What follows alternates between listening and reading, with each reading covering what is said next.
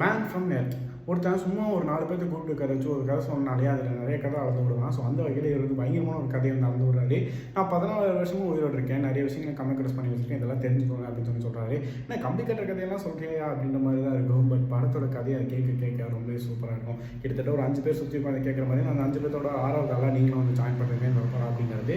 So ரொம்பவே வந்துட்டு நமக்கு வந்துட்டு ஹிஸ்டாரிக்கலாக கனெக்ட் ஆகிற மாதிரி இருக்கும், ரொம்ப சூப்பராக இருக்கும். அதை தாண்டி மித்தாலஜிக்கலாகவும் போகும்போது ஒரு தாட்ஸ் வந்து நமக்குள்ளே வதைக்குது, ஒரு வேலை இருக்குமோ அப்படின்னு சொல்லிட்டு. மேபி நிறைய விஷயங்கள் மித்தாலஜிக்கலாக அப்படி தான் இருக்குது, எதுவுமே ப்ரூவன் கிடையாது.